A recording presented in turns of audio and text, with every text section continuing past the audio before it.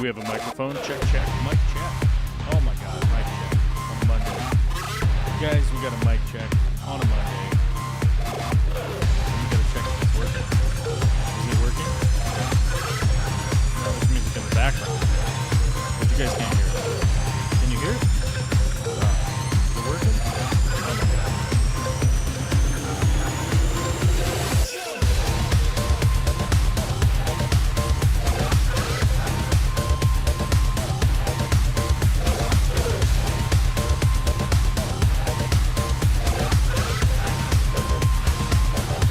Mic check.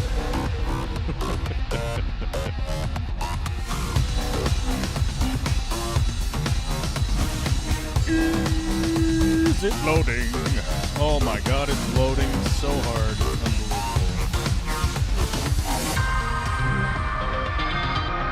It's weird stuff. Weird stuff. Do I gotta talk during the quiet part? Oh my god, I gotta talk during the quiet part. There we go. There we go.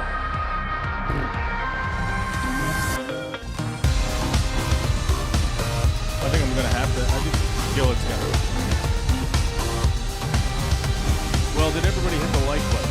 Did we hit the like button? Oh my god. Did we hit the join button? Did everybody become a member today? Become a member today. Why not? Then you can do. Oh my god. Stop it during the music. Load up my notes.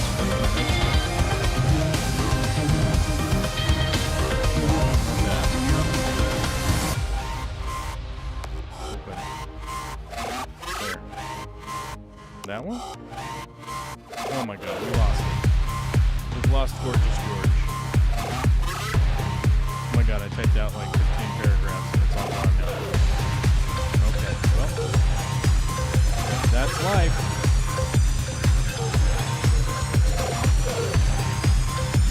Just in case anybody's wondering, you gotta become a member today. Here's the button. You got the member button. Does this song go on forever?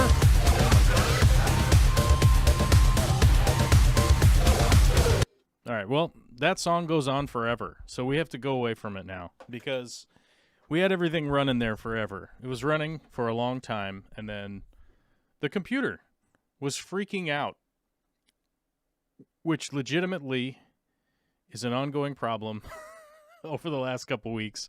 I've been trying to make some improvements to the computer, and it's not necessarily improving anything. It's making things maybe worse.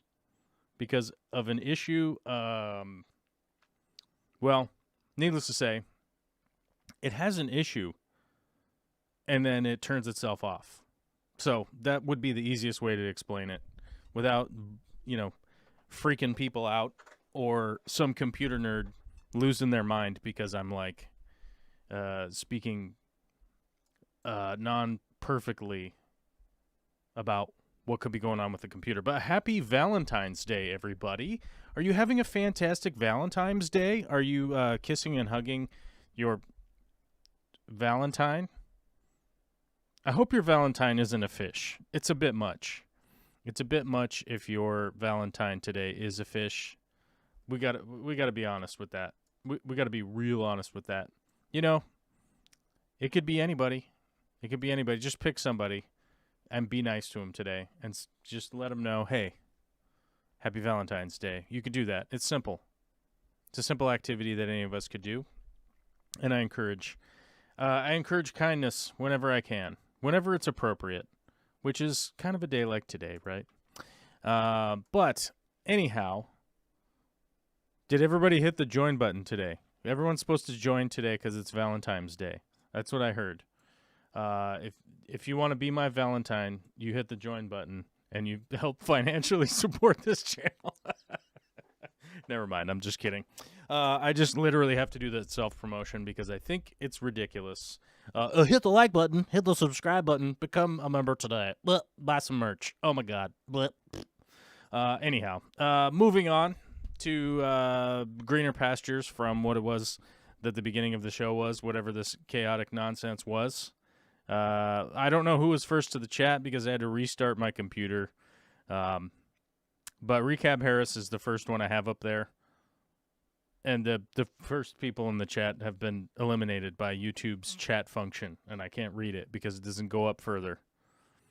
It's just the world that we live in here of technology. I'm technology bound to not be able to say who was first to the chat today because I don't remember who it was, and it won't let me scroll up that high in the chat. It just goes off into the Google. Google just chews up that information and spits it out the back end. You know what I'm talking about? They just spit it out the old back end, and then you know how it is. Alyssa says, my fish generally don't like it when I pick them up. Many try to stab me if I try to kiss them. Good point. Don't try to kiss your fish. It's not a good idea. It's just not. They don't like it. They don't want to be kissed. Don't do that. I saw a TikTok where somebody was trying to kiss their fish, and I was just like, for shame. For shame. You know, it's just, stop doing that. It's not good. It was Tony Franzen first to the chat. Was it Tony? Was it Tony first to the chat today? Well, shout out to Tony. What's up, buddy? I know people were a little excited about a show coming out today. And, yeah, we had some notes, but they've been eliminated by the computer restart for whatever reason. Stuff that I'd written out before that seems to be here, but whatever new stuff I had written down is gone, computer-wise. But unfortunately, just slight technological errors. You know how it goes. But something I wanted to talk about in regards to an online conversation I was having a back and forth with an online human. Well, actually, let's be clear here. I don't know if it was an actual human or not. It could have just be a robot. I could have just been talking with a robot, guys. We here in the year 2022, we have to realize that is something that might be happening. We might actually just be talking to a computer-driven robot machine, right? Which is why Valentine's is such a good day, because you can just literally reach out and talk to an actual human. Why not? It's good times. We sent candy with Olivia to school today to give some Valentines to people. I am predicting, my prediction for her return today is a child that has just been run ragged and probably had a couple too many chocolates, if you know what I'm talking about. But this human, the supposed human I was talking about, had some interesting concerns about online creators, and it was revolving around a guy named Hassan Piker. If you happen to know who he is, he's a political streamer or whatever. It's pretty big. He's a pretty big streamer these days, so it wouldn't be out of the realm of people going like, I know who that is. And the argument happened to revolve around not the fact, I know a lot of people were like super pissed that he bought an expensive house, which, whatever. I mean, people can buy an expensive house. It makes sense. Whatever. Do what you want with your house situation. If you can afford it, go for it. Do your thing. But the argument that we were having is that some people were advocating that he was to start up some form of socialist-style cooperative, worker cooperative business, because that's what he advocates for all the time. It's one of the things that he advocates for. And my argument that I was bringing to the table is that there's nothing standing in his way of assembling that in whatever way that he would want to do it. Because somebody told him, hey, you should open a worker cooperative like coffee shop or something, right? And some people were being quite spicy in the commentary regarding it, and my stance was like, well, there's nothing impeding him from starting a business because he has the means to do so. He's making millions of dollars a year with a very low cost output business that he's currently operating right now, that there was no real reason that he couldn't do these things because he has the means to do it. And there were a lot of arguments thrown my way, which I thought were all kind of fairly interesting because most people were kowtowing to the fact that he doesn't know how to do that, right? Which is kind of interesting that somebody would advocate for something so hard and then they don't know how to do it, right? It's a very weird stance to take in defense of people I guess they look up to or whatever, right? In which my point happened to revolve around the, like, you don't know how to actually do everything at any business in order to operate or start or run a business. And one of the parallels that I was utilizing was you don't need to know how to build a house in order to have a house built, right? Like you don't have to know how to master electrician grade do the electrical work on your house or install the plumbing in your house or put the roof on or do the framing or do the insulation or the sheetrock or the flooring or all the other number of things that need to be done in order to build a house, right? But if you have millions and millions of dollars, you could hire people, right? Experts, people that are experts in those fields to enact that work where it wants to be done. And I found it to be kind of a fairly interesting conversation because regardless of where the argument went, the goalposts continue and continue and continue to be moved further and further and further out of reach for somebody who has an immense amount of wealth. Why do the goalposts keep getting moved so far away? Why is it so difficult for somebody who's making millions and millions of dollars to get in contact with some experts to help them open a business, right? Like, I know specifically off the top of my head, I know 6 different people who started their business with less than $50,000, and they now currently operate a successful business, and they haven't done every single aspect of the business themselves single-handedly like some kind of wizard, right? So I find it strange that that is going on because that seems to be sort of the level of idealistic, like, following of certain content creators around the internet, right? And I've noticed that specifically with other creators, like, you know, you think of Joe Rogan, or you think of PewDiePie, or you think of, well, I don't know, that's just a couple off the top of my head. I'm sorry, I can't just keep listing off creators or whatever. But they get to a point where people have, like, created this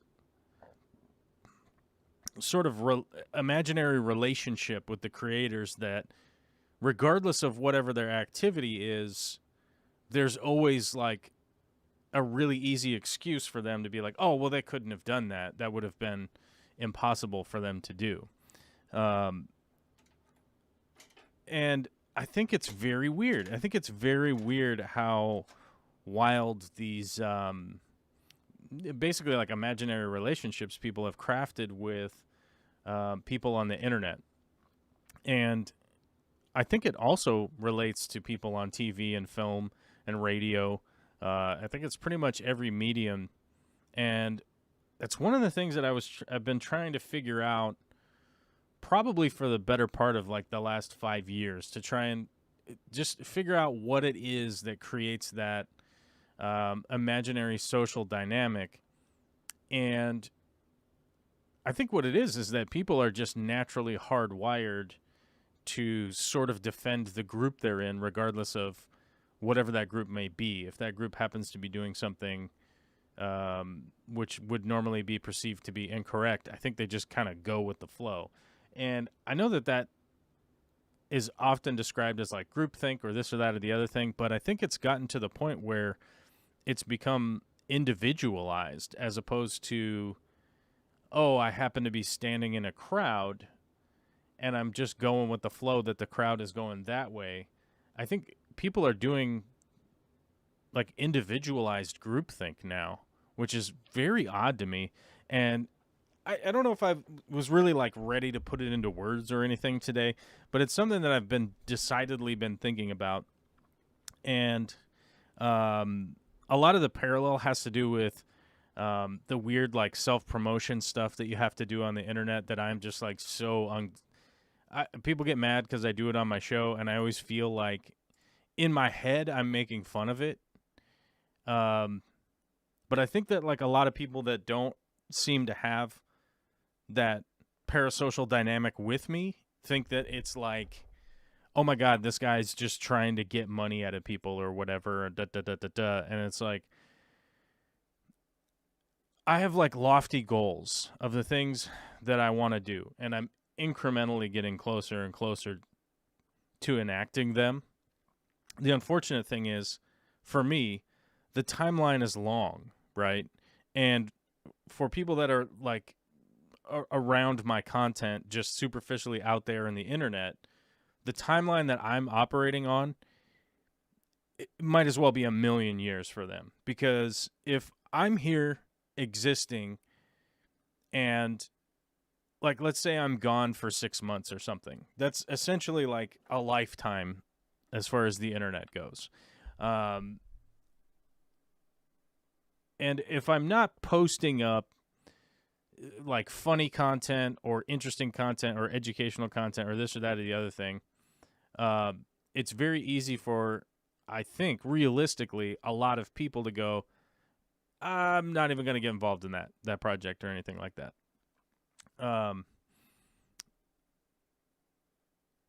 Over the past 3 months, I think people have heard me discussing getting loans, getting pre-approved, getting all sorts of stuff done, which we have. We've gotten it done. This last weekend was probably one of, if not the most frustrating weekends I've had in a really long time. And I have to say, I'm extraordinarily lucky in the fact that this weekend was as ridiculously stressful as it was, in a very like just a death by a thousand needles kind of situation. And I'm happy to say that, like, you know, Vicky and I, we're still doing fine. Everything is good. We didn't really have any personal stuff, but one of the big goals that we've been working on is moving from this house that we live in right now. We moved into this house 4 years ago, and we've done a tremendous amount of work to this house. We bought this house knowing that it had a lot of problems. We were going to fix them. We fixed a lot of them. We haven't fixed all of them because we can't just make this house brand new. It's still 100 years old, and we can't just make it brand new overnight. It's not really going to happen. But we did have to make a decision, and the decision had been made 2 years ago. Probably almost exactly 2 years ago. This was like right as like 2 years ago minus a month was the first case of COVID in Washington State where I live, which is where the first COVID was found in the United States, 50 miles that direction, right? And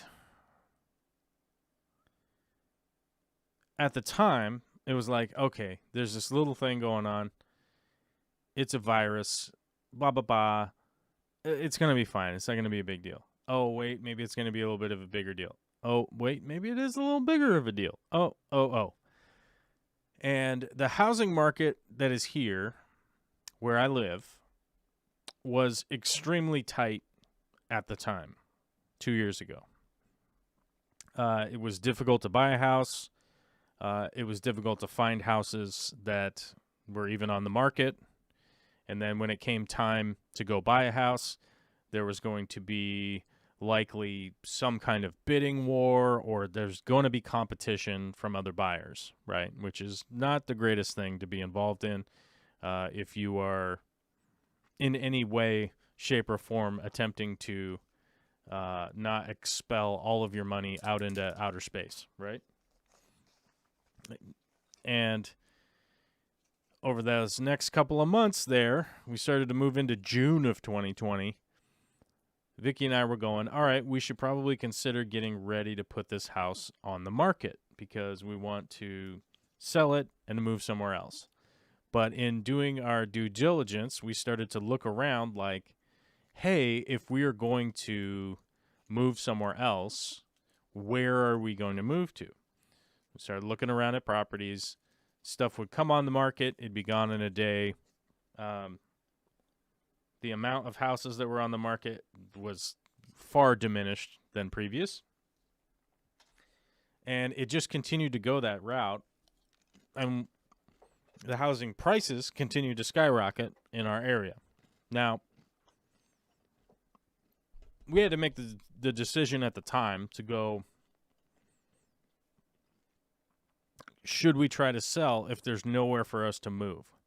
And we ultimately made the decision that if there's nowhere for us to move, there's no reason to sell our house and end up being homeless during a pandemic with a small child, 2 dogs, and 10 chickens and fish tanks and all the things that we have. It wouldn't be great. It wouldn't be a great setup, you know? So we decided, okay, we're going to take some money out off the equity in our house, and we'll just make this house even better than we had planned on, which we ended up doing. We ended up completely remodeling the kitchen. We remodeled the mudroom. We remodeled the hallways. We fixed everything in the bathroom, completely redid all that. And the house is marketably better than it was before. We also have lumber out back to put in a new deck and some other things, whatever. But regardless, we did all that stuff. Our house is pretty cozy now. You really don't have a lot of complaints. One thing I forgot, we tore out the chimney. There was a chimney that ran up the center of this house. We completely removed that. It was a lot of work. A lot of stuff was done here, and it's better than it was. So I hope you guys, know that. My plan was to take the remaining money to that we had loaned out to basically put a down payment on building a new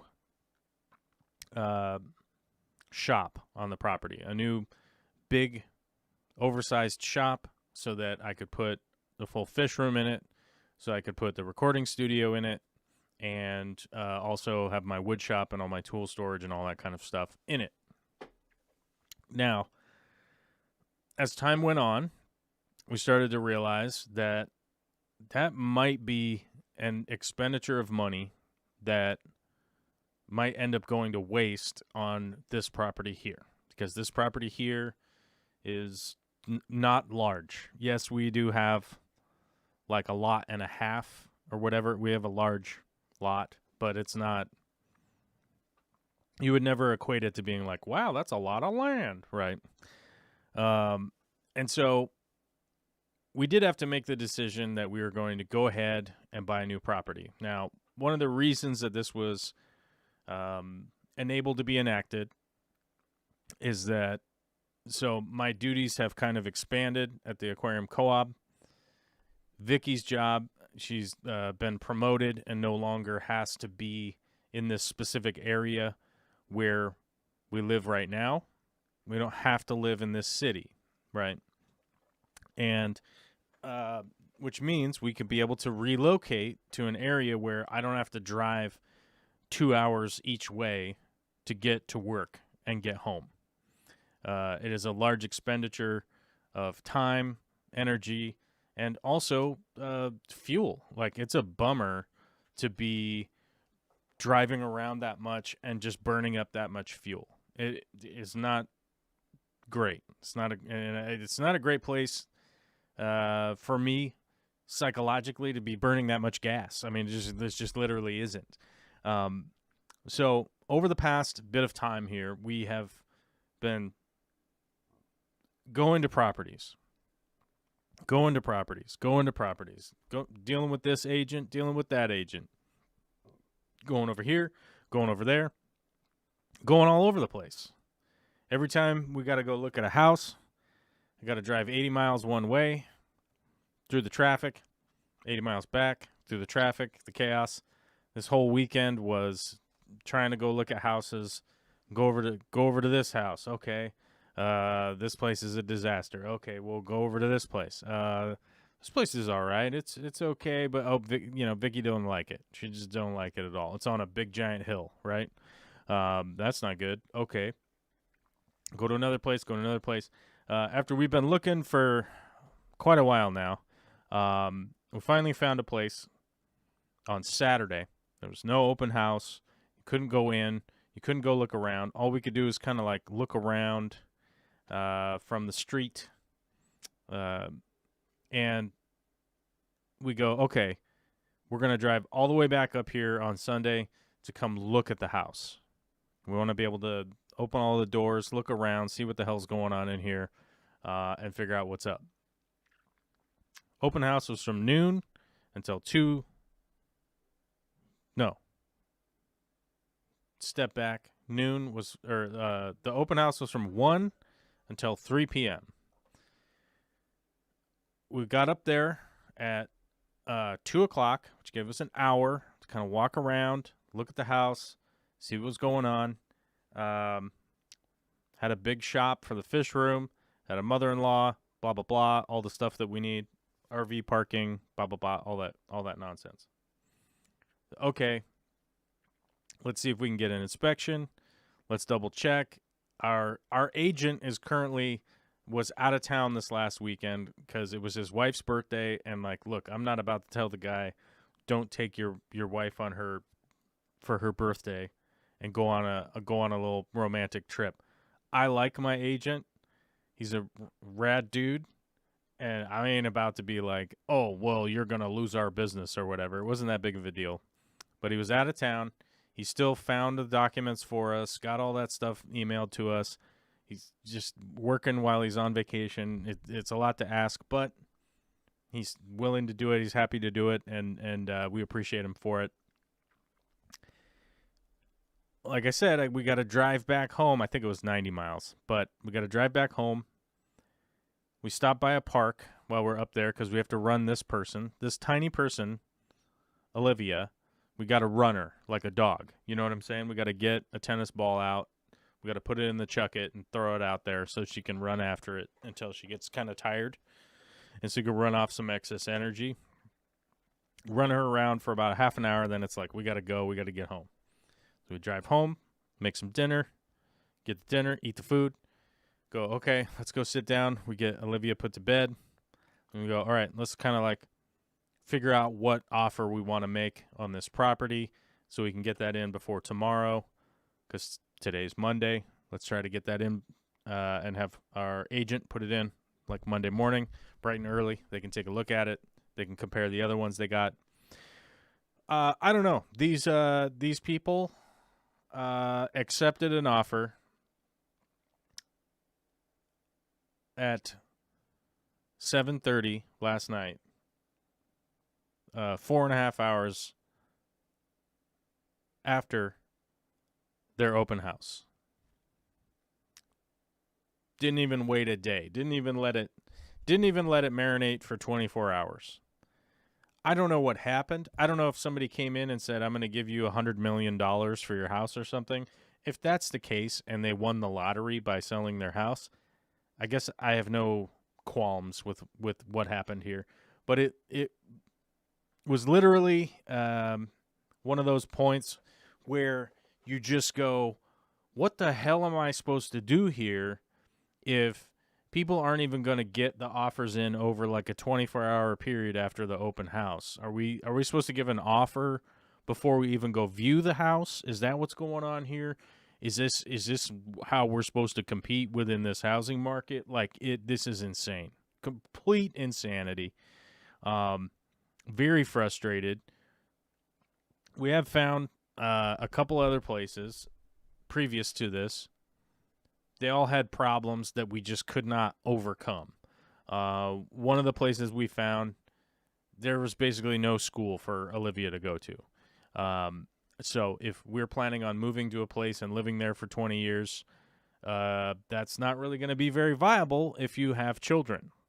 If you have a child that needs to go to a school, they need to go to some schooling. That's just reality. So it's just been a bummer. And people, I gotta say, people are a little bit pissed off right now in this house. People are just a little frustrated, a little squinty-eyed, a little pee pantsy, you know. But luckily, you know, it's a little bit crazy. But it's just nuts. Snoochie Booch says they probably gave them what they asked. They weren't playing games, I guess. I'm sure whatever offer they accepted was what they wanted to get, right? Like, okay, but within the context of if you had waited like 24 hours, you might have gotten a better offer, right? I know from talking to their realtor what they were hoping to get, right? And I can say personally, we were going to go over that. So I know, like, from my position, the number that they were hoping for, I was going to offer more, right? Vicky and I were going to offer more than what they were hoping to get. So it does piss me off because I'm like, from my position, I know, like, hey, man, we were going to put in a bigger offer than you guys even wanted. So, yeah, I don't know. It just pisses me off, you know, and it's just nuts. A friend of mine said his realtor told him he had to put in an offer before viewing. Insanity. Yeah, I'm not going to do that. That is just no. I'm not. We're not putting in an offer before we even look at a place. You know, it's like calling a used car dealership and be like, I'm going to wire over $20,000 to you before I come look at that car that you have for sale. It's like it's not happening, dude.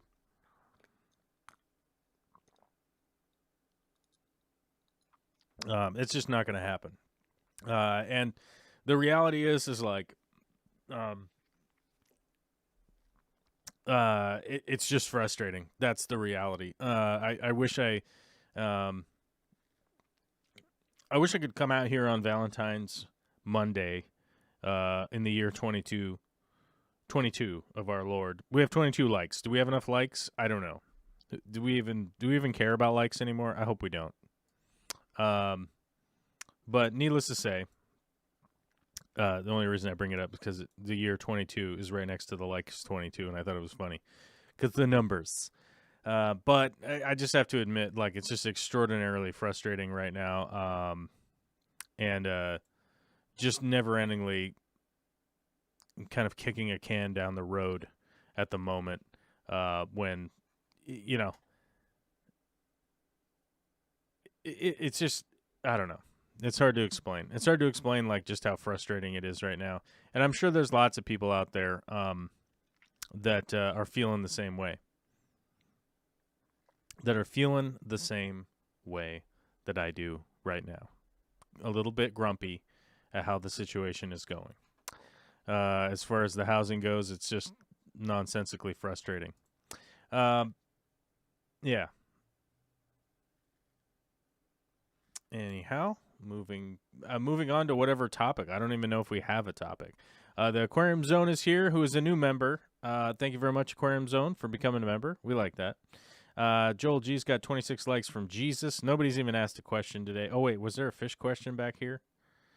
Puppy stood on my keyboard and shut my computer down. Naughty Lucy. Yeah, trust me, I had to shut down the computer right as we started the show today because, I don't know, the music, something was glitching out. I don't know what the hell it was, but we'll figure it out. Brookley Bell says, my Valentine is a plumber, and of all the plumbers at his company, they chose him to work a night job tonight. My husband gets to come home for 2 hours, then back to work. So I guess I get to hardscape a tank. Yeah, you know, today's just a date. Today's just a day. If you got to do Valentine's tomorrow or the next day or whatever, it's just as good. It's just as good. It's one of the things about Valentine's is that you can do it whenever. You can do Valentine's whenever. You can do it in July if you want. If you don't want to do Christmas in July, because you're not a mattress salesman, then you could do Valentines. Joel G had a question as to what a mudroom is, and I'll answer that in just a second. We're going to stay with Brookley Bell here for a minute. It's good to hear that you have a good plumber. I'm going to tell you this much. I used to hate being on call. It sounds like that's what he's on tonight, because you come home for 2 hours and then you go back to work. I mean, maybe he's doing a plumbing job, maybe he's on call, but I never liked being on call like that. It just was wacky. It's wacky that it's like if you have night jobs, get a night crew. You know what I mean? It was very weird. I worked for a company that had these like required weekends, and then you had to do required on call, which meant that you would work all day. So you'd get into work at 6 a.m, and then you'd work till 4 p.m. Then you were on call from 4 p.m. till the next day, but you could potentially work that whole time, and then still have to work your next day. And you're like, how is this? What's the deal? Why don't you just have overnight workers that work like 4 to 2 a.m. or whatever? Like, why don't you just have that? They're like, no, we could just probably push everybody to the point of wanting to quit working here with this crazy on-call nonsense. Yeah.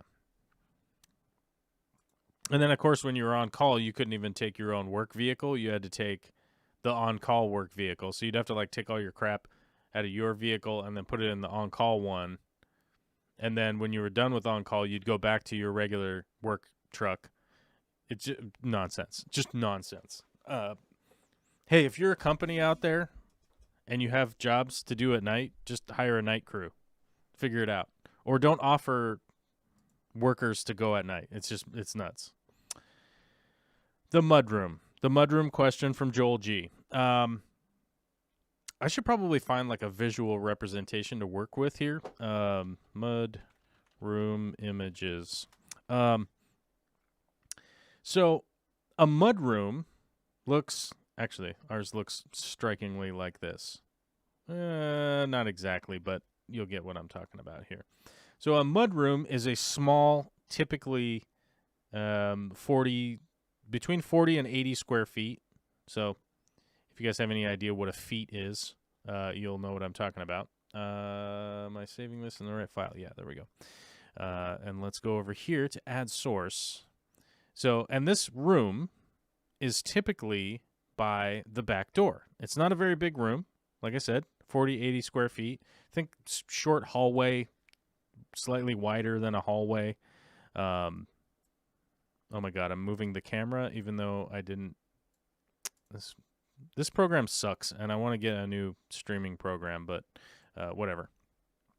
So you can look at this room here. It's a short hallway. Where's my arrow? I need my arrow. We need the arrow, guys. The return of the arrow. We're back. We're back, baby. We got ourselves the great and mighty yellow arrow has returned, although my chat window closed, so I'm going to open that back up. There we go. Okay. So in this tiny room, you've got a back door, right? You've got a back door. There happens to be a window here, which is just cute, and it's encased all nice. God, it's a sexy-looking window setup. Have you ever heard anybody talk about sexy windows before? That's happening right now. Oh, my God, guys. Look at these throw pillows. Then you got storage cubbies for where your dirty boots and shoes go. They go down here, and you typically have some kind of bench, right? So you can sit down and take your dirty shoes off and leave them in here. You can hang up your coats. I don't know what's in these little cabinets up here, but I'm guessing whatever is up in these cabinets is delightful. It's going to be a delight. You know what I'm talking about. And you can hang up your coats. You can take off your dirty boots, and then you can walk through this hallway over here, the hallway door, doorway, hallway, hallway door, hallway doorway, hallway, Huawei doorway. You know what I'm talking about. Boom. Anyhow, you get your dirty boots off, you get your dirty coat off, and you go in through this porthole over here. This is a porthole now, okay? We go through this portholage. Portholage. Yeah, portholage. oh my God, guys, get on down here into your porthole edge and go into your house. So you go in there, and then you don't bring in all of the potential dog poop or chewing gum or whatever crap you've stepped on with your dirty boots, and you don't walk them all over inside your house, so that whenever you roll around on the floor or have a gaff or throw just hang out down there with your kid or whatever all over your floor, you're not getting covered in germs and all sorts of crazy nonsense because you're wearing your dirty boots in the house, you know? Yeah, that's what a mudroom's for. Mudrooms kick ass. They might be considered a level of opulence here in the first world, but I've seen mudrooms in the third world, where you kind of just go in, take off all your crap, and then you go in over here. So I've seen that in the third world also. Snoochie Booch says, edge that porthole. You know what I'm talking about. You know what I'm talking about. In real life. Freaky Fish Ladies here says, I know, right? Yeah, we know. We know all about it. Brookley Bell says, yes, this isn't his, this is the follow-up here. Yes, this isn't his on-call week, but he is the only licensed plumber in the company certified to do commercial hot water heaters, so technically he's on call 24/7. For that, it is what it is for now. Oh, yeah, I know that goes. I know that world fully. I fully know that. Big D Smoke says, mudroom is a dedicated space in a home, usually located near the rear entrance, where you can remove your muddy boots, jackets, and other outerwear. I feel like that was copy and pasted. Dennis. Yeah, a lot of comments here on the offer you couldn't refuse. Yeah, I mean, that reality, it's just,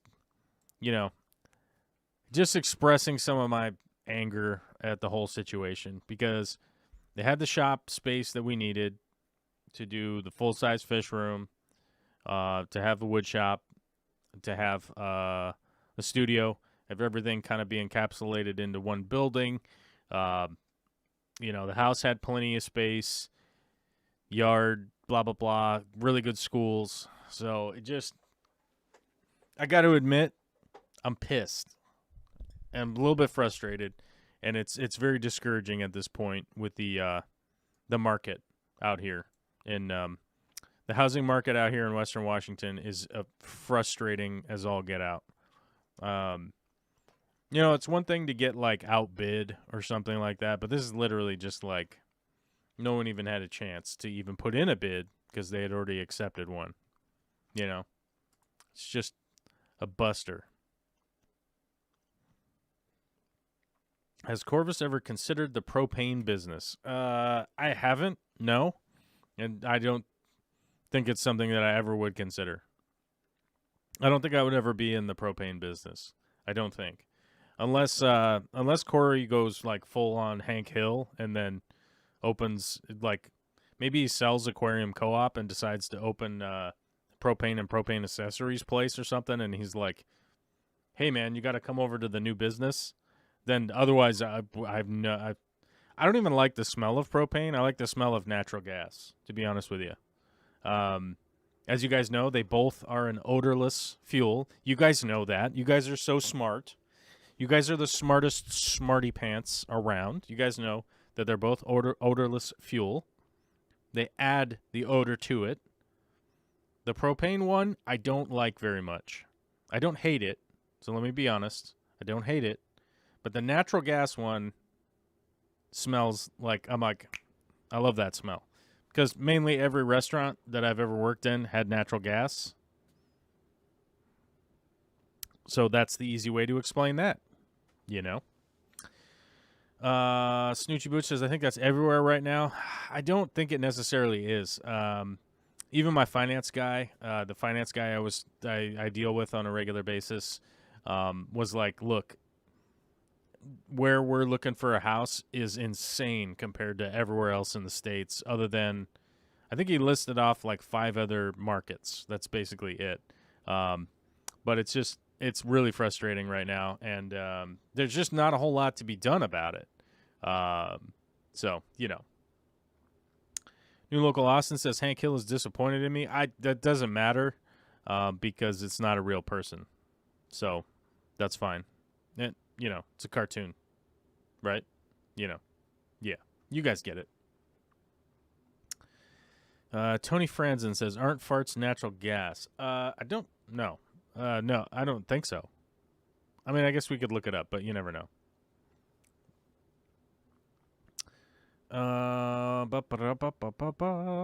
We had something like that on the farm, not as fancy as the one in your showing, though. As the one you're showing, though, also had a loo and a hand boot washing sink. Yes, so the one that we put in here is not as fancy as that image that was there, but it has a sink for washing boots and dogs in it. I installed a big stainless steel sink, like a big, whatever you call that, like a big commercial kind of sink, stainless steel. You can wash your boots off. You can wash the dogs off. You could wash whatever. You can rinse stuff off in that. It's a big dump sink, and that's in there. I never put the bench in because Vicky decided that she wanted to put in this like shelving system, so I installed that. And that's all put in, and the walls all rebuilt, and I put in a new window, and I had to put in new siding and new sheetrock and the flooring and all that. It's all done in there. Except I think there's one piece of trim. No, that room's all done. It just needs Vicky needs to paint a couple of things, but other than that, it's all done. But yeah, I put a sink in there. That was a big requirement. Our mudroom used to have our washer and dryer in it, and it was very uncomfortable. You would walk in the door and you'd be pretty tight in that space. And so I ended up relocating the washer and dryer down into the basement here, and then clearing up all that space. And then, like a year later, we got around to remodeling the kitchen and did all that all at the same time. And then it took me probably like 3 weeks of working in the evening to get all the rest of the stuff done in there. New Local Austin, I get cold calls asking about my house every other day. I would come up with an insane number in your head, and if it's cash, go for it. If somebody has a cash offer for you, go for it. But come up with a crazy number, because if you get that call, and let me put it this way: if somebody called you up and they offered you $3 million cash for your house, would you take it? Right? The easy answer there would be like, yeah, of course. Yeah. And by the way, if somebody wants to call us up and offer us $3 million for this house, feel free. I'll take it right now. But come up with the crazy number in your head, and it will help give you perspective on what you want to do or what you don't want to do.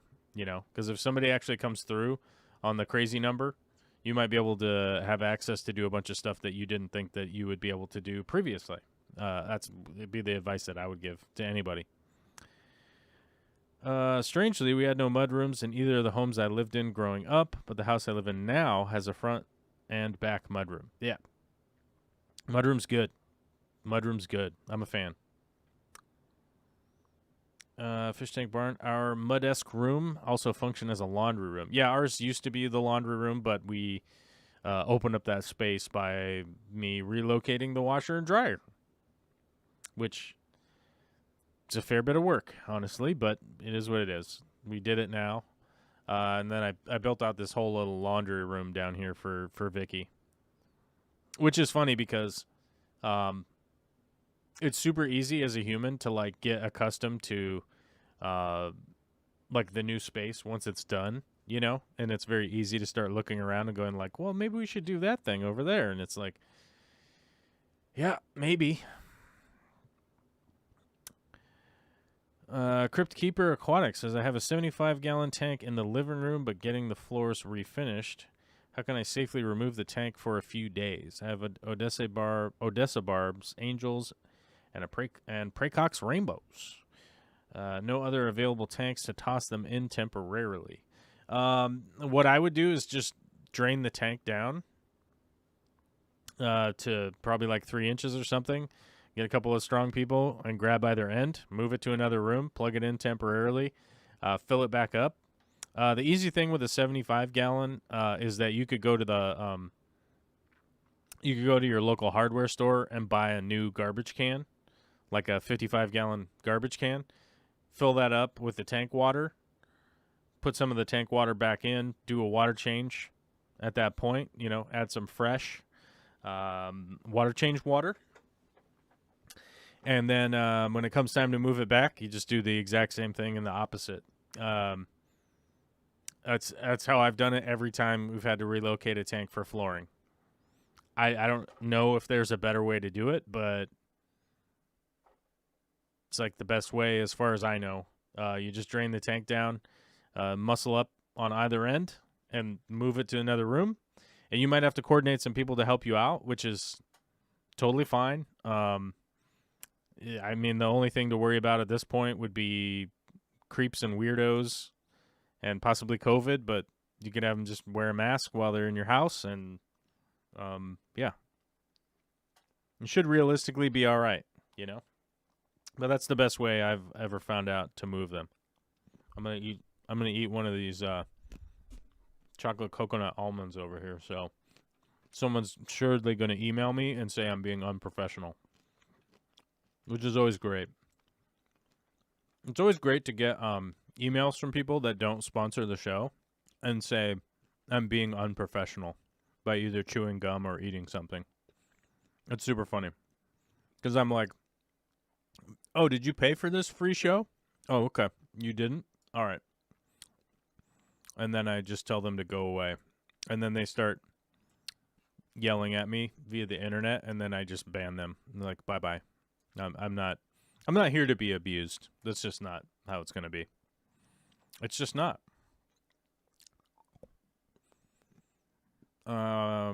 Crypto Aquatics says, could I just use a garbage can as a holding cell for the fish with sponge filters inside it? Will be around a week before I could get it put back. You could, but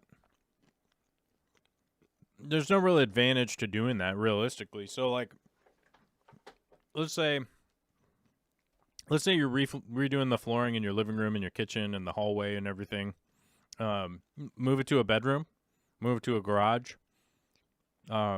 Maybe you're only doing the flooring in the kitchen. Just move it somewhere else and fill the tank back up. It's going to be a week. So, you definitely wouldn't want to have your fish being in transit for a week. You wouldn't want it being in shipping for a week, right? So that's the reason for me, is that, like, there's no real advantage to just, like, putting them in holding containers over just filling the tank back up once you've moved it somewhere else. Plus, you want to keep your bacterial colony going in the tank. I mean, you could potentially take all your filters and put them in the in that garbage can and put your fish in there in that garbage can. You could certainly do that. It's just the same thing as an aquarium. It's just a round, tubular, cylindrical, made out of plastic aquarium that you can't see through. It would generally be the same. It'd be like everybody's living in a 55-gallon, right? You could do that. If it was the only way, I mean, okay. Like, maybe you don't have a garage or a shed or a spare bedroom or something.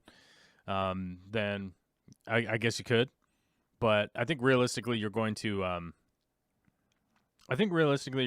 run into more issues, like with having the garbage can just like sitting on the ground or getting cold or trying to keep things mitigated, and you won't be able to see in there, so you won't really have a great idea of what's happening, but you can definitely do it.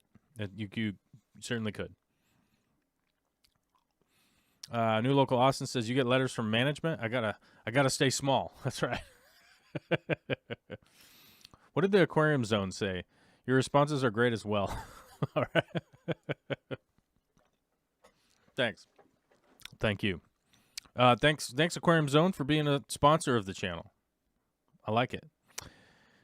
Vigilum says, I love your show, Joel. Oh, well, thanks for watching. Thank you for watching, dude. We've had a lot of over the last 2 years, we've had a lot of people drop off from supporting the channel, and I'm not immune to having feelings, right? And it is a bit disheartening at times, but also at the same time, I just got to remember that I'm going to keep working as diligently as I can within the amount that I have to put into it, you know.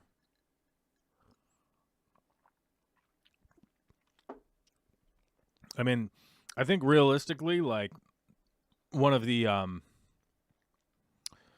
like minor goals that I would have is to be able to do like longer live streams on a regular basis as part of the programming. Like right now, I have 2 hours blocked out for today, and that's kind of it.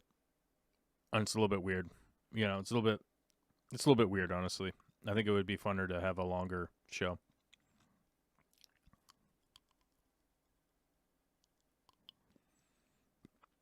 Crypt Keeper, great info, thank you. Would the fumes from whatever poly or whatever they use affect any of the tanks? No, you should be fine. I've never experienced that. I've always used just the brute garbage cans, like the let me see if I can find a link, because you guys could follow that link and buy stuff on Amazon because they're our sponsor, right? Where's that? Oh my God, here we go. Brute 55. Oh my. Billions of dollars, and this is the best that this website can work. Hold on. 55 gallon. That was me that time.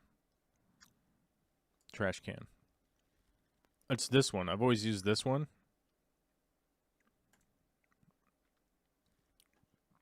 I've always used this one. This is the link. Oh my God. Get the link. Copy it. This is a sponsored link. Don't be mean. Buy stuff through Amazon and we get credit. You guys, you all know the drill, right? And then if people are ever wondering how we did like water changes in, like, do you all know what Nordstrom's is?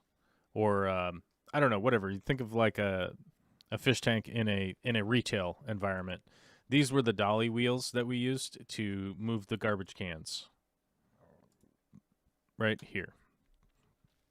Because what we would do is we would take in 4 of those 55-gallon garbage cans. So, like, some of them were for dirty water. Some of them were for tools. And then in case if we ever needed to put extra dirty water or whatever, we use those garbage cans for everything. So you basically just pull out your 2 garbage cans. There's 2 of us, so there's 4 cans. Each of us had 2 cans. And tools and hoses and squeegee and all that kind of crap. We just would roll them in these garbage cans. And nobody would ever really mess with the garbage cans also. So it's like an added benefit. Because people, I think, thought there was garbage in there, right? So, but they're watertight, so they wouldn't get drips all over the place. And you can fill them up with water and move them. Just be careful and always pull it, never push it. And when I say never push it, I mean never, ever, ever, ever, ever, ever, ever, ever, ever push a garbage can that is full of liquid, because you will have that liquid no longer in the garbage can.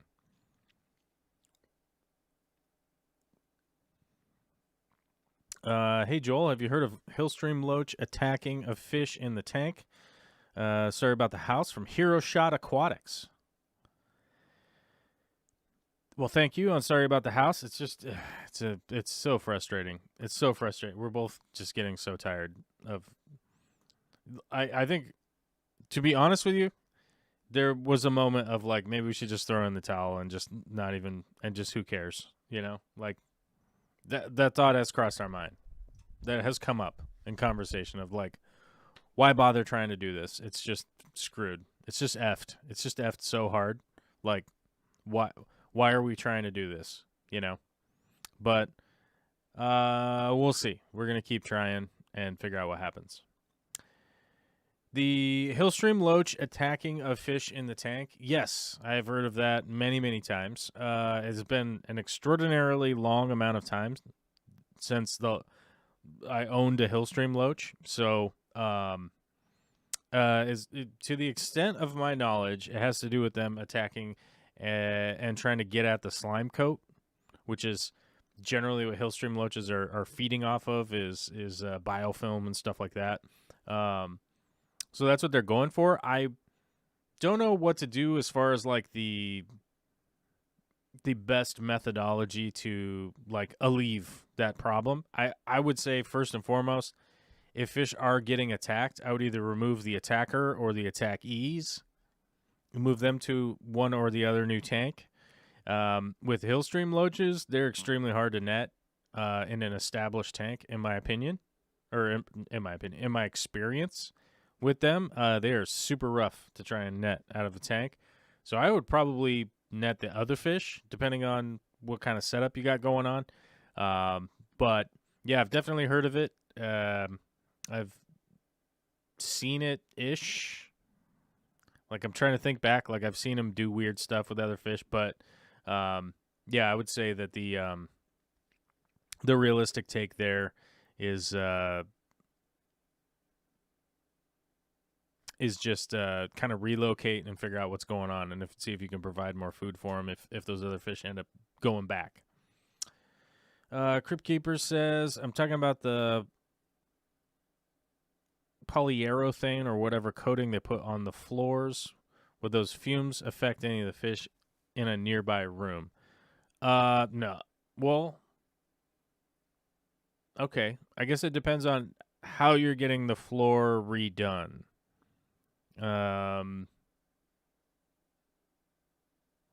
Yeah, Crypt, if you could write out what type of flooring you're getting done. I mean, these days, everything I work on, everybody's putting in like LVT, VCT, carpet.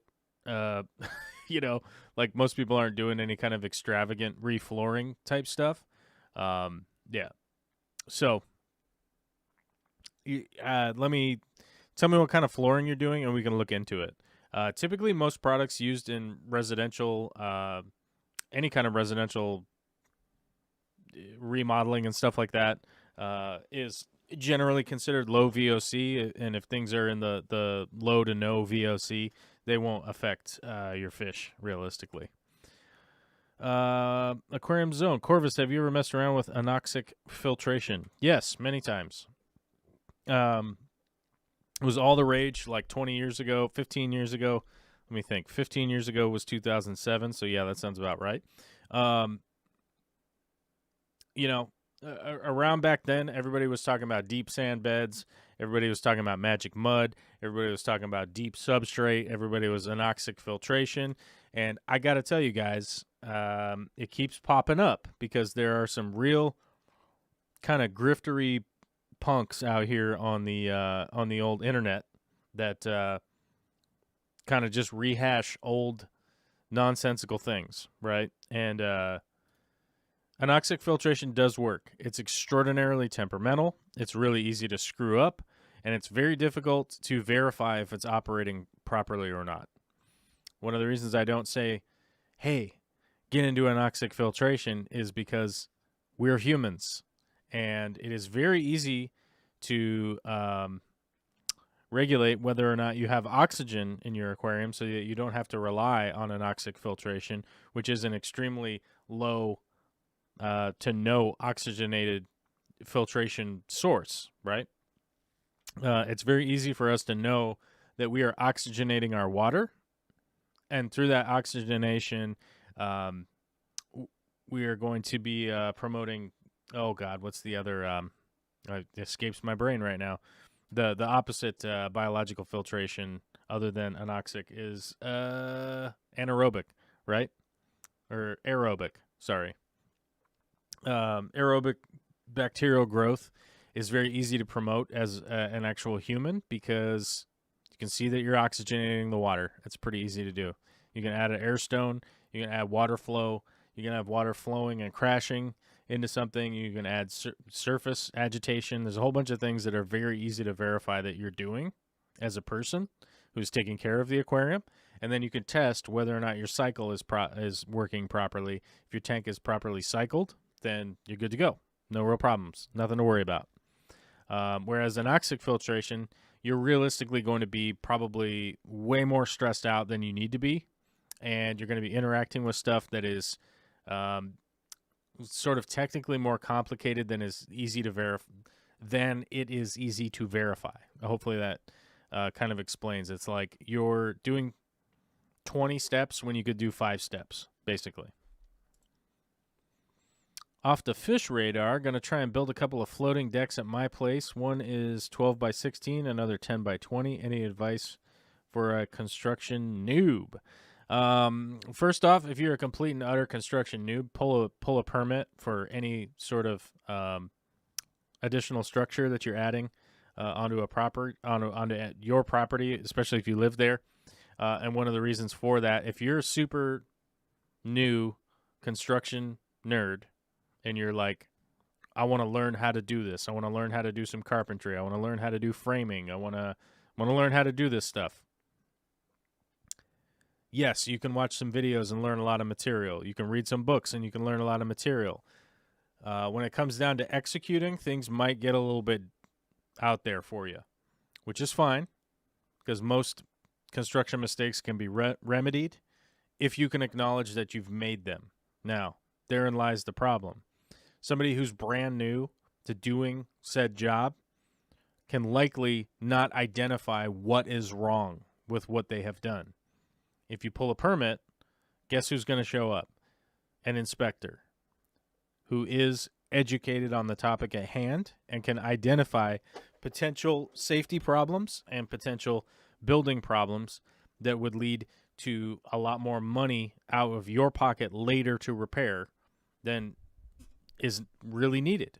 So I always recommend people to get a permit, go that route, get it inspected, and you get it checked out by somebody who is qualified to check it out, right? And it sounds like a big pain.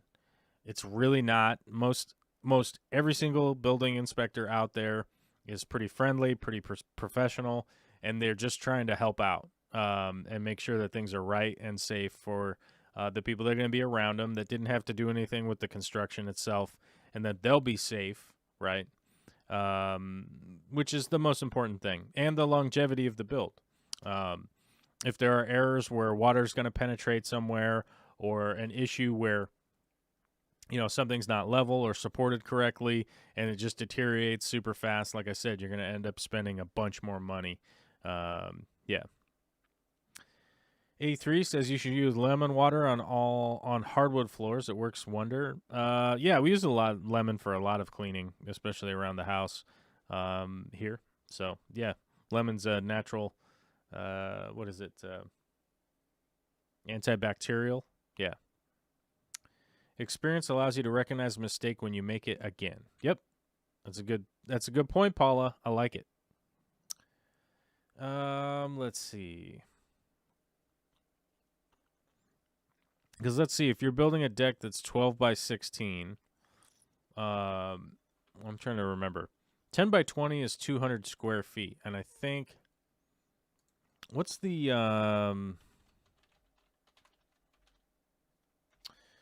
building code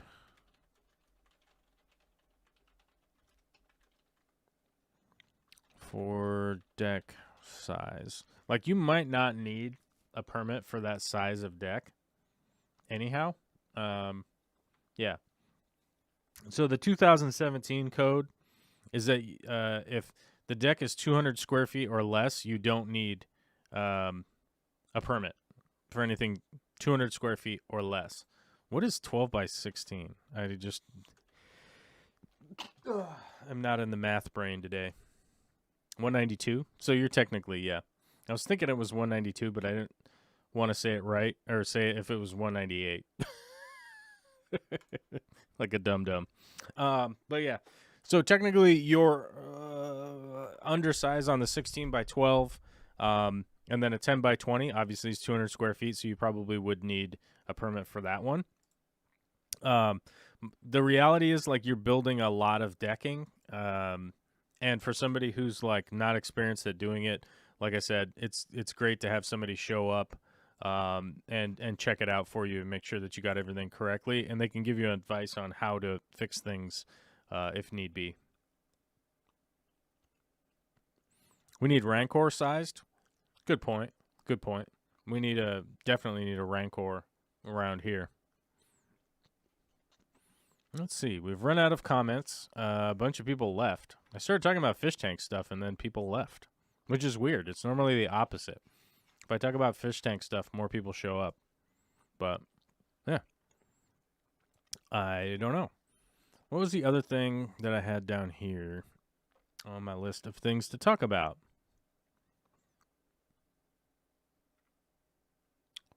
I'm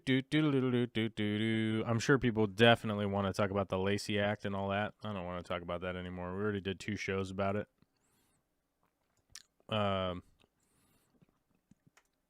honestly feel like I watched some like 3.5 million plus YouTube channel that's some like reptile guy who was like, I'm gonna donate a penny for every 1,000 views I get on this video to USARK, which, like, I don't know who that guy is. I don't know who that YouTube channel is. I watched the video. There was a lot of misinformation in it.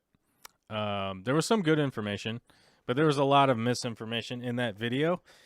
But the real takeaway I had was the video felt super grifty. It felt like really, really super grifty. And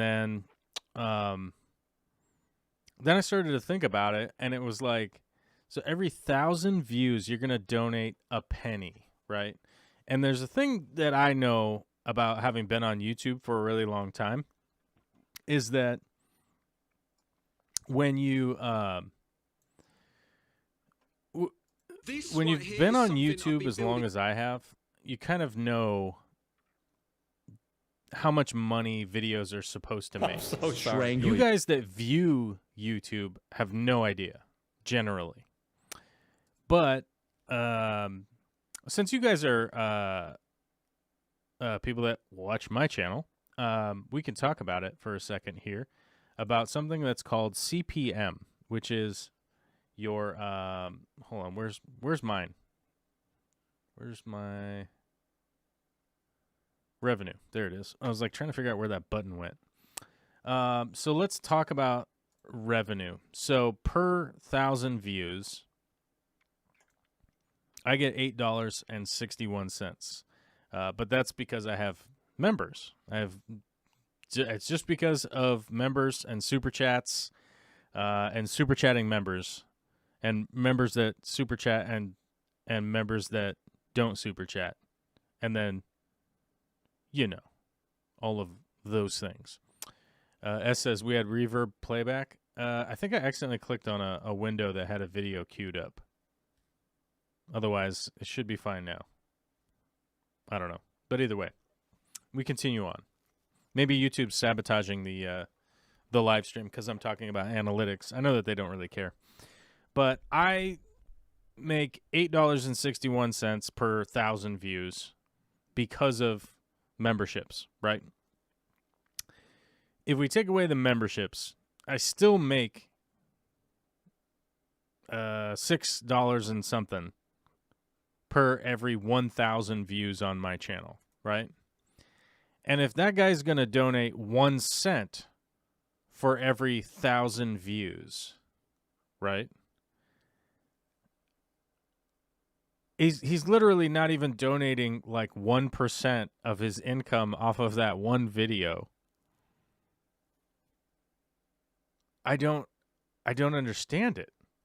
I don't understand how anyone would be in support of even the idea of that video. Like, wow, you're going to really donate 1 cent from every 1,000 views on one video. What? Which I thought was just crazy. Hold on, where was that? YouTube. What was it? Like, I think his name was Brian or something. Yeah, Brian Barczyk. Barczyk? Where is this? Let's go over to the channel. I don't want to, like, misquote somebody. Of course, everything's autoplay on here.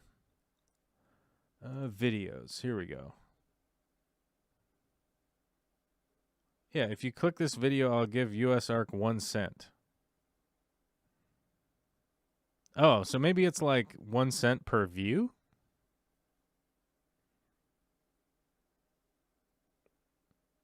Maybe it's supposed to be 1 cent per view.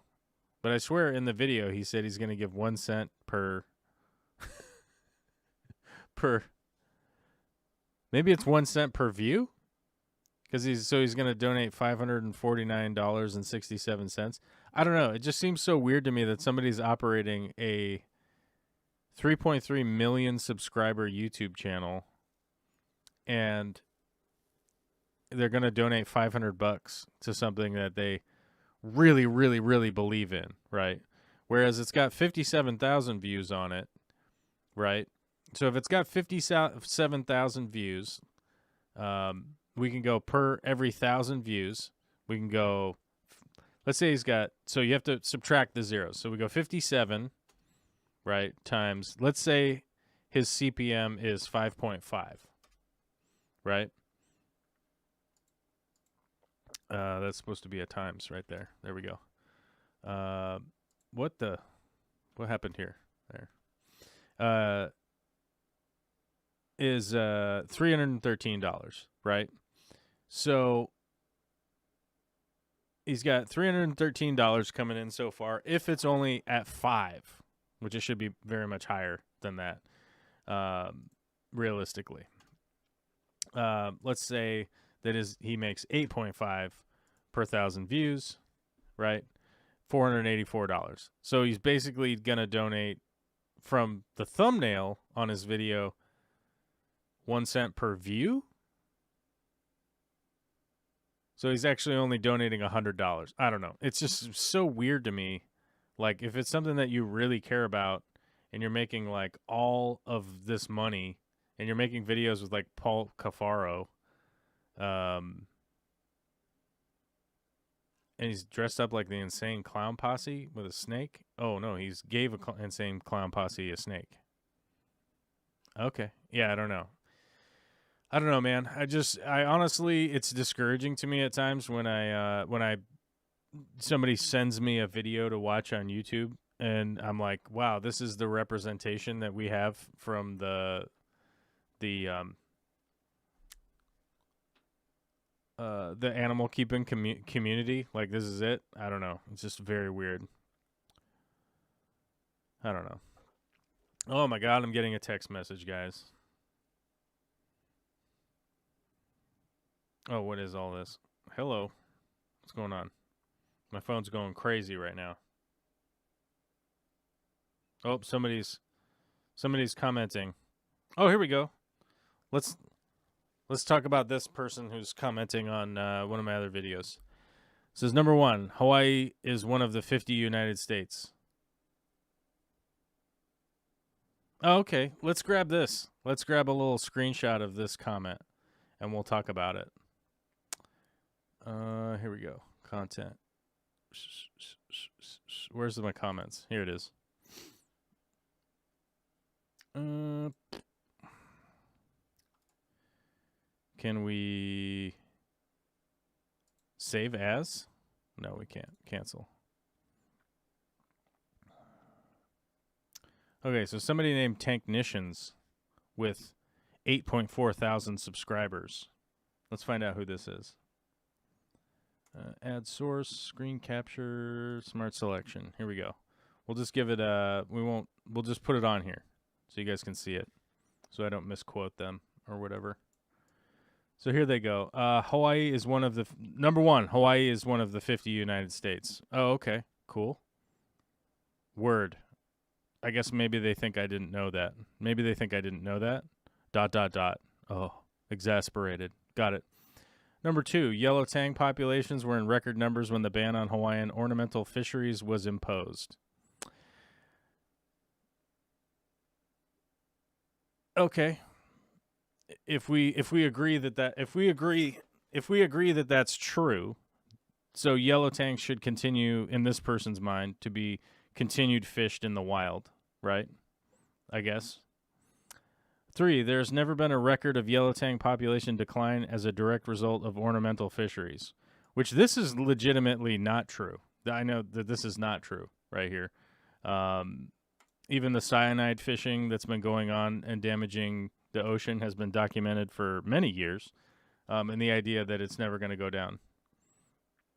4, you personally don't have to spend a whole bunch of money and time on research. You can just read the abundant available peer-reviewed research. Okay. I guess that's just a statement that you don't need to spend any money or time on anything. Okay, I guess. I've been distrustful of USARC and PJAC responses to prior anti-pet legislation in the past, vocally and in person at times. This is likely different. Oh, okay. So we have a statement here from the Tanknicians, who has 8.46 subscribers. I don't know. I've never seen their content. This is what they commented on one of my videos while we were live. Probably could have just come in here and talked to me. But here's one of the issues that I have with YouTubers, right? Like, because this is somebody that's a YouTuber, because they have 8,500 subscribers. So they're obviously making content, right? You have the access to reach out to me. You have the ability to make a video. You have the ability to live stream, probably. At the very least, you probably have a computer with internet that you could call into the show if that's what you want to do, or I'll even come on your show. I prefer going on to smaller channels' shows.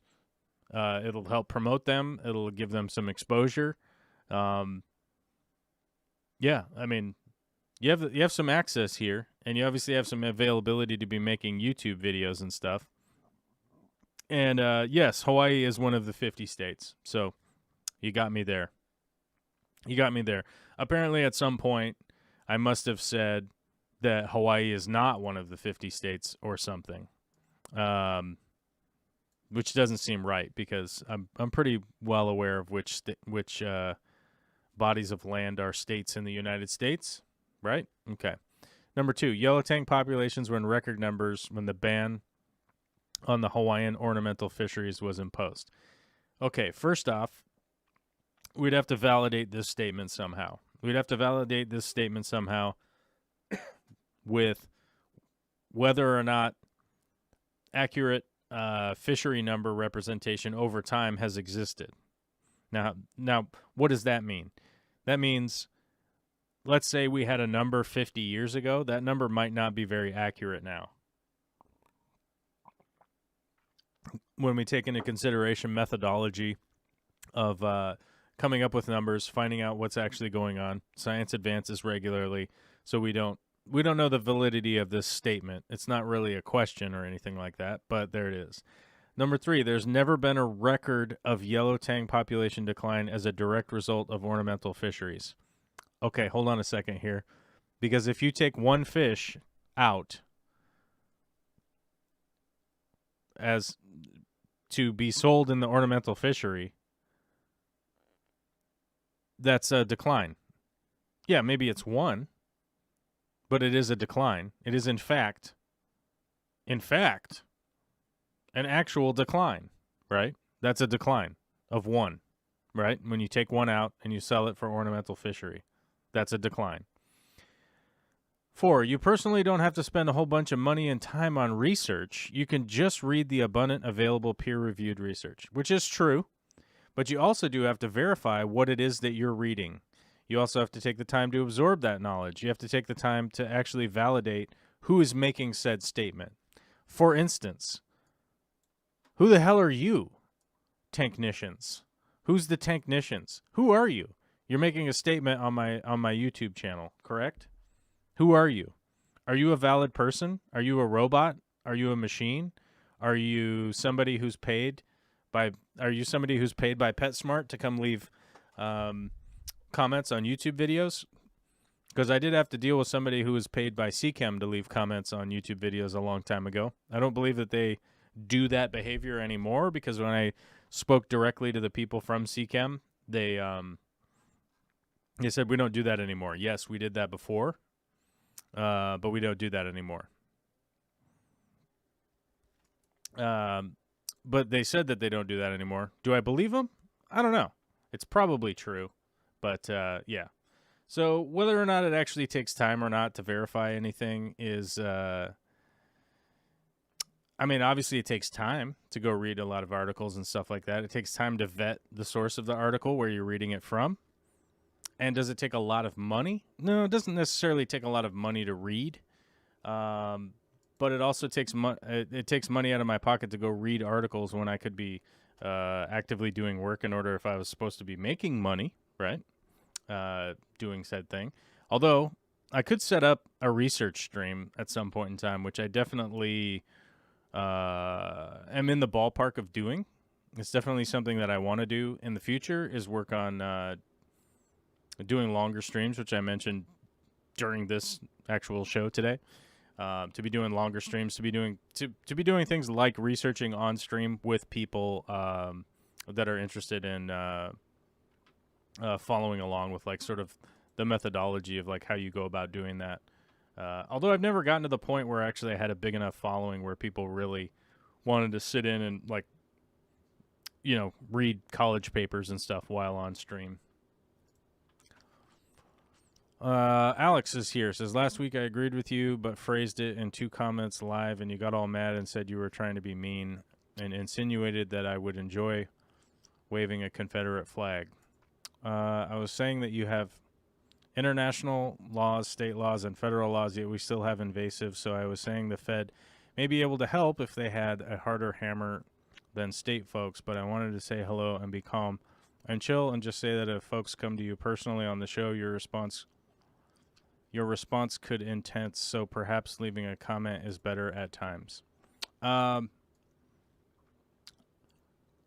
If you're a YouTuber, no, you don't get to just get a free pass. You don't just get to get a free pass and, like, leave comments on stuff. Honestly, that's how I see it. And the reason I see it is something that I talked about earlier in the stream today, if you were here the whole time. I was talking about having criticisms for Hassan Piker, a guy who's making upwards of $5 million a year right now, and the fact that he has access to be able to interact with other people and have actual real interactions, as opposed to just leaving comments and Twitter beefs and comments on people's streams that they have to interact with. If you're somebody who's publicly effaced in forums by making videos of yourself and making money off of videos of yourself, you should literally conduct yourself in the way that you already are conducting yourself, which is making a video or actually talking to people and this and that. One of the reasons I do get a little bit pissy with you, Alex, is the fact that I have specifically commented on multiple occasions that I would come and talk to you and have a back and forth about things that you're going on.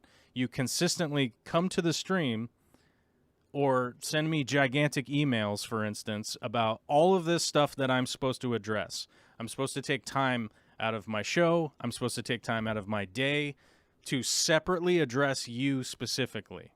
Okay? Now, if I do that with 100 people, if I do that with 500 people, if I do that with 1,000 people, with 10,000 people, I'm not going to be able to get anything done ever. Nothing's ever really going to happen.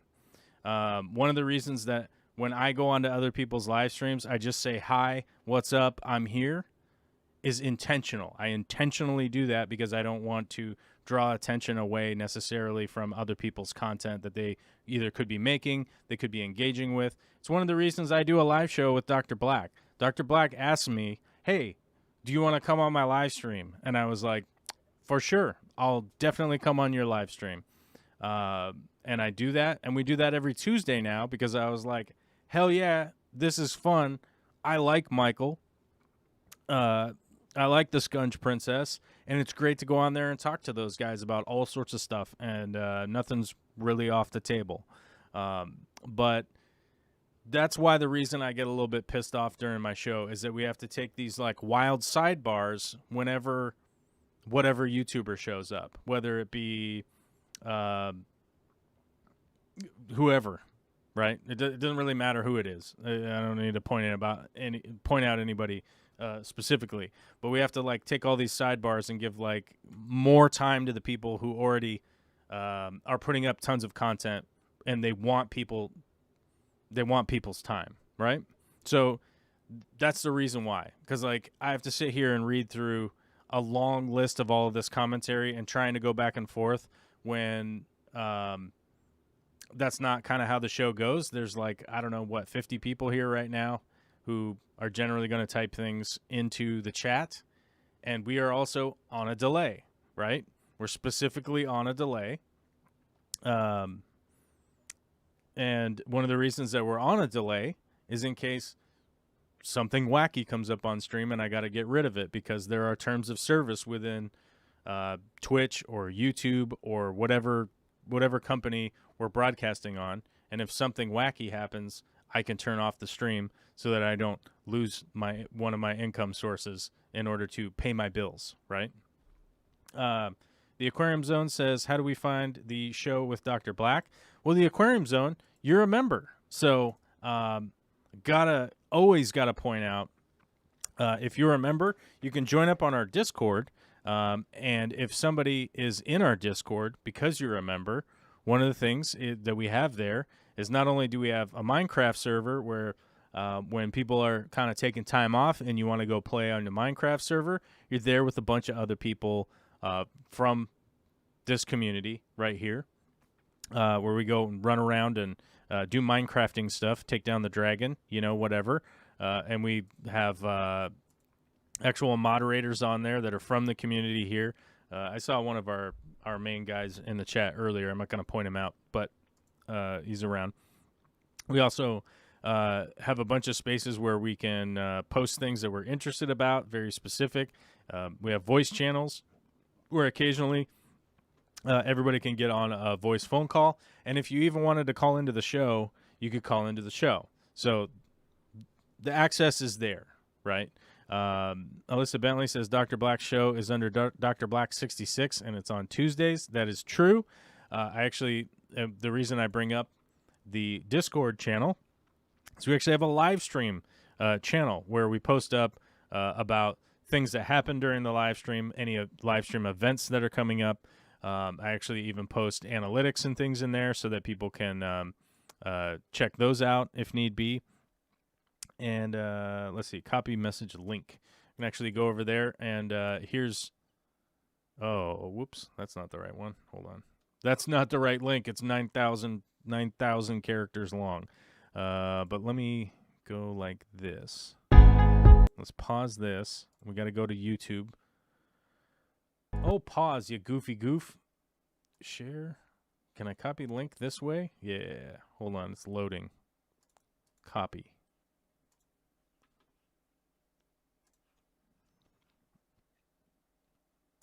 Here we go. Paste. There. That link right there will take you over to Dr. Black's channel. We would appreciate it if you check it out, give it a chance. We talk about all sorts of stuff. One of the main things that we talk about is sci-fi shows, movies, things like that. Star Wars. We go in depth into Star Wars. We go into depth into Star Wars because we both love Star Wars. Admittedly, Dr. Black had a deep, powerful lust that was much deeper than my love of Star Wars before I started going on the show about a year ago, and since then I've been trying to catch up with all the lore. I'm trying to get the backstory on everything and learning the all of the things, right? And so far, I think I'm doing pretty good. I'm getting pretty deep into the Star Wars lore. I'm really hoping I can convince Jon Favreau to have me be in one of the characters someday, but that seems doubtful. It seems really doubtful, but if Jon Favreau's watching today, I would definitely want to be one of the side characters or even a main character. Yeah, in some Star Wars action, legitimately. I feel you are out on a line here. That could have happened with an email. Yeah. One issue that I have with people sending me emails, typically what they do is they'll write out like a 400-page email. I'm exaggerating, but people will write out like 10 pages of text, and it's just like I want to get back to you, but it's going to take 10 minutes to read this, and it's going to take a half an hour to respond to all of the stuff that's here. And by the way, it will take away from the time that I spend engaging with people that are already in, that sponsor my channel and that are like in the Discord or on Patreon. It'll take time away from those people, but you can send me an email. No guarantees I'll ever respond to any email though, just so you know. I respond to work emails 100% of the time. Personal emails, I do my best, but there's a lot of them. I get a ton of emails from all sorts of stuff all of the damn time, and I have a limited amount of time to be in my office and be engaged with email. And some of it will get dedicated to memeing and doing all sorts of stuff on the Discord. So if anybody wants to get involved with that, you can. If not, you don't have to. So, yeah. There are certain points in time where I've definitely engaged with people that have always seen me from the standpoint of like, oh, I have a bigger some kind of channel or something, like I have some kind of responsibility to engage with all things at all times and all that kind of stuff. And I've definitely talked about it on this channel before. Like, I would like this to be my full-time job. It does not supply enough money for me for it to be my full-time job. So this has to be my part-time job or the thing that goes completely bye-bye when I have other responsibilities that are much larger than this. That's just the way that it is. But if you're somebody like Hassan Piker who's making just a ridiculous amount of money, I think that you do have the means, right, to be able to enact some different stuff.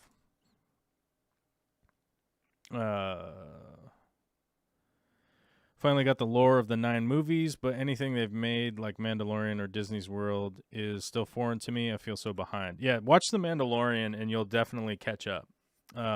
If you watch The Mandalorian and The Bad Batch, you'll catch up. Which I think realistically, if you watch like one episode, like if you dedicated like 1 hour of just chilling in the evening, like 5 days a week, you would probably catch up. You can catch up real fast because like the Bad Batch episodes are like, I mean, they're like 28 minutes long or something like that. So you could probably watch 3 episodes like before you went to bed or whatever. Yeah. Just Bob says, weren't you a Wookiee? Weren't you a Wookiee in Star Wars 3? I wish I was a Wookiee. I'm not that tall, though. I wouldn't be tall enough to play that character. I could play C-3PO, though. I'm tall enough to do that. Brookley Bell says, I'm going to be painting our ceiling, walls, and trim with oil-based sealant prior to painting. I have to use that. How do I protect my 7 tanks from the fumes while painting? Luckily, like oil paint has a lot of fumes, but it does dry fast. So what I would do is this is hard. This is kind of difficult to explain, but not too difficult. So what you'd want to do is take all of your filters off of your aquarium, basically, and turn all that stuff off and saran wrap your tanks and then run fans. Fans to just bring in fresh air. Luckily, the last time I did oil-based texture and oil-based paint, most of the fume and everything was down in probably maybe 4 hours, something like that, with fans going and stuff. And if you don't own any fans, you can actually just go to like AAA rents or whatever, and rent some fans. Just use them for the couple days and then just bring them back, because it's a waste of money to buy those fans if you're never going to use them again. But you can get some real air movers, rent them for a couple of days, And if you saran wrap everything up, take the filters off, put the filters in the garage or something, mark them for which tanks they go back to. Just keep them in a separate area. Then saran wrap the tanks. Do all the stuff that you got to do. Get it done quickly, and get the fans rolling, and have the fans going while you're doing it. And depending on how long you got going, but if you're going to be doing all the oil-based stuff in the room with the fish tanks, I would either A, figure out a different way to do it, or B, get the tanks out of there, or C, take the filters off, put them in another room, and wrap them up, and then get the fans to move the air out as that stuff dries. But the oil-based stuff dries pretty quick. Even the spray texture and all that stuff, it dries super fast. So you can definitely get it down pretty quickly, but it just also kind of depends on time of year and the environment, like where you geographically where you live. So I'd go by that and figure it out. I have no choice but to use that sealant because the people that built our house were idiots, and now our drywall is basically chalk.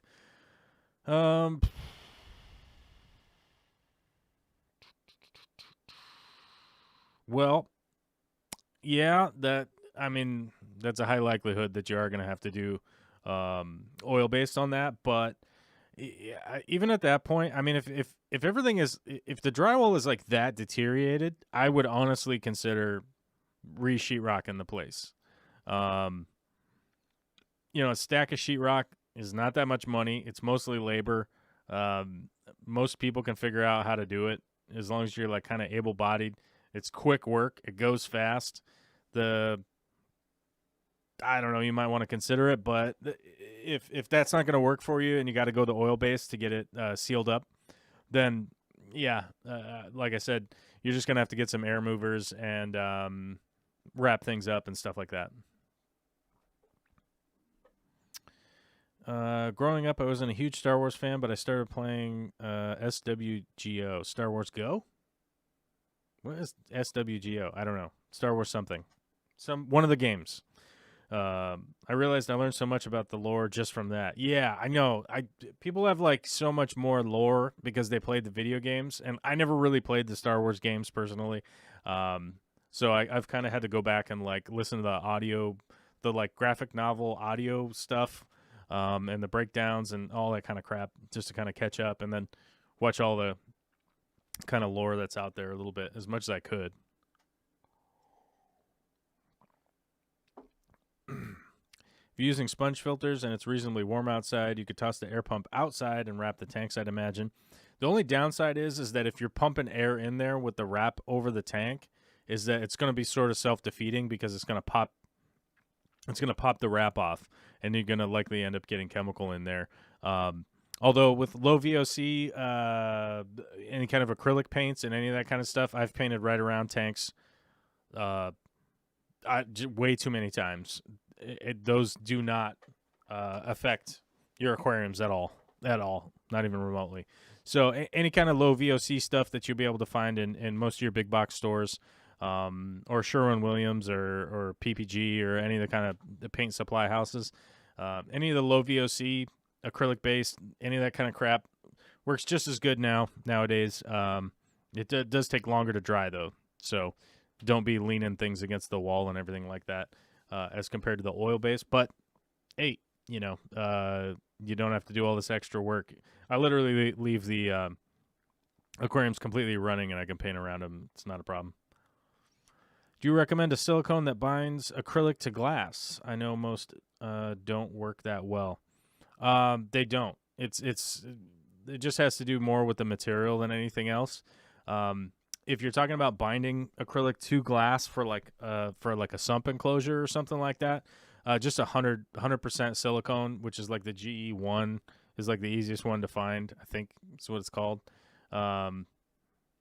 Is my recommendation there, because it just stays supple longer, if that makes sense. It becomes less brittle, realistically. And that's kind of what I would do, really. We'll see. Binged Bad Batch, Mando, and Boba in a long weekend. Yeah, which That actually would kind of be a pretty fun weekend, honestly. Like if you hadn't seen all that stuff and able to watch it all, that kind of would have been fun. Realistically, I've been watching them like one a week as they come out because, Dr. Black won't let me get away with it and not watch it. I wonder how long we've been doing shows there. It feels like it must have been longer than a year now. Well, maybe it's been 2 years. I don't know. I'll tell you this much: if I go down to Australia, we're just going to be like instant friends, I think. Unless he smells like ammonia or something weird, and he'd be like, "Go take a shower, bro." Jeremy says, "If oh, I already read that." New plans for tricking my wife into Star Wars watching. I know she does love Baby Yoda. That's Grogu. She bought toys and shirt, knows nothing about Star Wars. Yeah, his name's Grogu. And I would definitely catch up because, like, you get a lot of backstory on air quote Baby Yoda. We do have fans, and luckily we have 5 windows and 2 doors in that room. Yeah, you should be able to, as long as you guys can paint it quick. One thing I would recommend is get some 18-inch rollers. You'll move through it like way faster with some big commercial-sized rollers. And you're talking like $50 worth of investment in some bigger rollers and some trays. So I highly recommend doing that. You'll run through whatever room you're doing way faster. It's faster than double. I've been waiting so I can binge Boba Fett at one sitting. That time is now. The time is now. The season finale was last Wednesday. So now's your time. Now's your time to strike. I would highly recommend it because you're probably going to get a lot of spoilers, Steve, over the next month or two.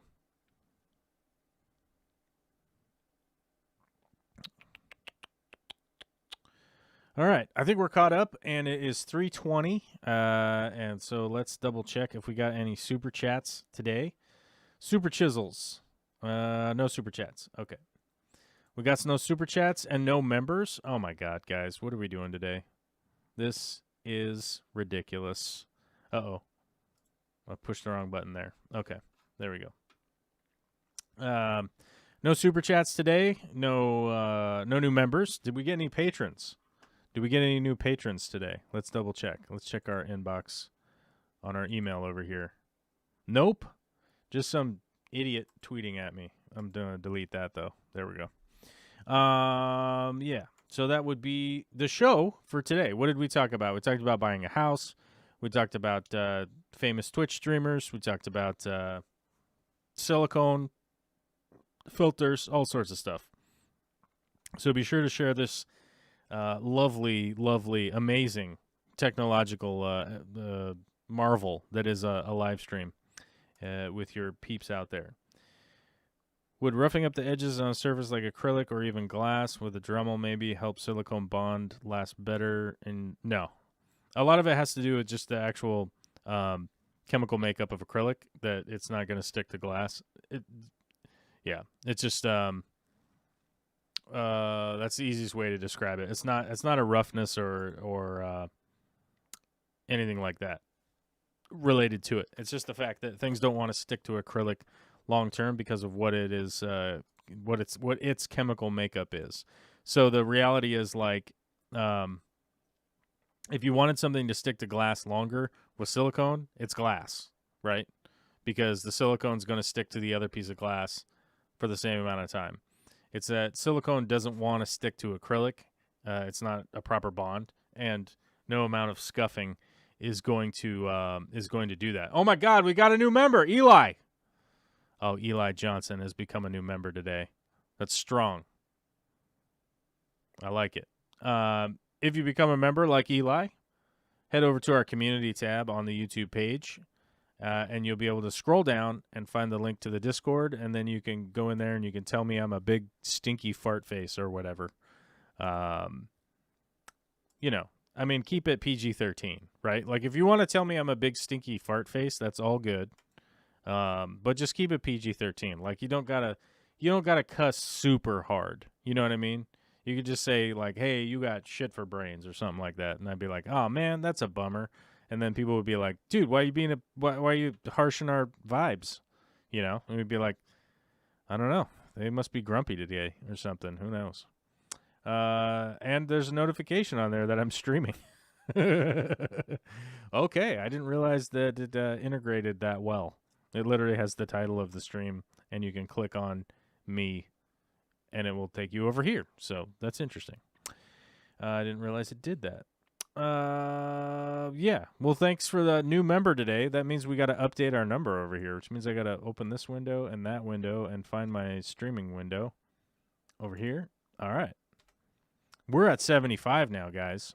As I've mentioned before, take this number and add this number to this number over here, the Patreon number. You take that number and you mix it with this number. Once it gets to 1,000, I'm going to go full time. If we get this number over here up to 1,000 combined, I'll go full time on YouTube. Okay? That's my deal. That's my deal to you guys, which means I'll dedicate 5 days a week to making content to you guys. And right now, I cannot dedicate 5 days to you guys. But, yeah. That's basically what will happen if we get up to 1,000. But we'll probably never get there because I'm always yelling and screaming at people, and I got resting bitch face, and I look like Jafar's evil brother or something. So that's the life that we live here. But we're having a good time. We're having our grins. We're hitting the like button because we have to constantly talk about like buttons. Otherwise, some Google robot will come out of here and try to vivisect me or something. And then that'll be a bummer, you know? I don't know how well I could fight back against the T-1000.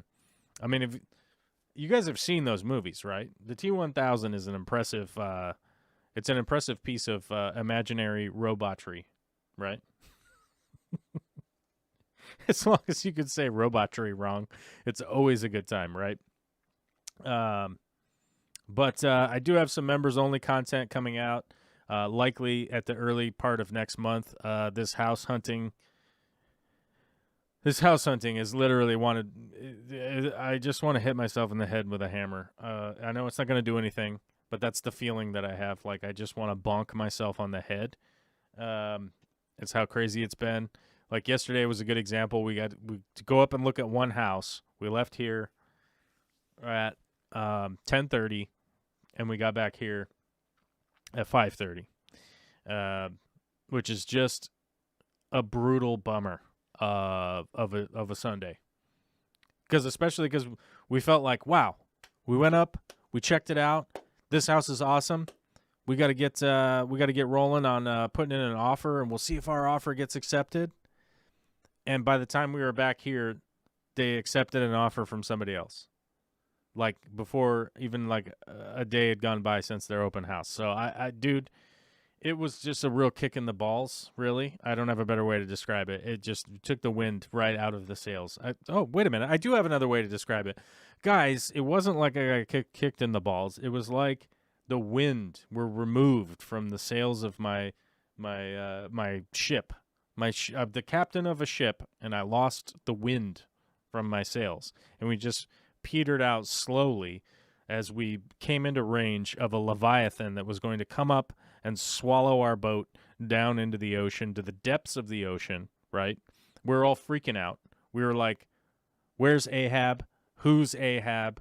Why is there an Ahab? Do we even know if there's an Ahab? Where's the Ahab? Eli says, move out to Sultan. Some nice parcels out here. I have looked at a couple of places out in Sultan. The unfortunate thing is the two places I looked at out in Sultan, Washington, were directly near what could only be described as a good 800 to 900 feet of meth labs next door. So it's kind of one of those vibes where you go like,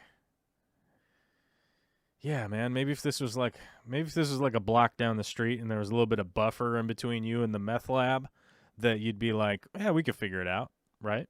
But the meth lab was like right there, you know, and you're like, hey, I got a kid, and we might have another kid, and then they would both end up growing into Walter White Walter White's kids. Did he ever? He had kids, right?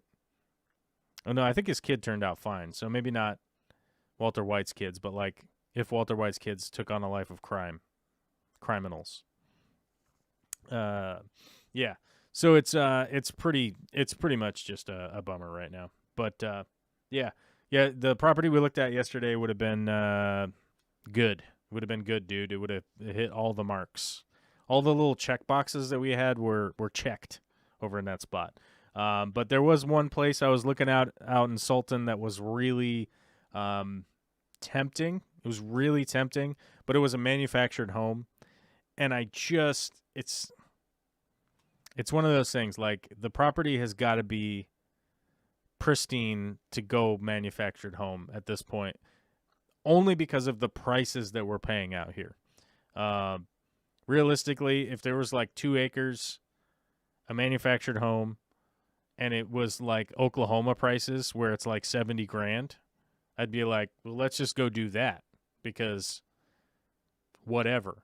But if you got 2 acres, a manufactured home, a shop, and it's $700,000, that's just, I'm not putting my money in that. You know what I mean? So, and it's not like the property had water rights or anything that was like really adding to the value of the property. You know what I mean? Like, there just really wasn't any like intrinsic value to the property to really go like, oh wow, this is worth 30 years of $3,000 a month or whatever the freaking mortgage is.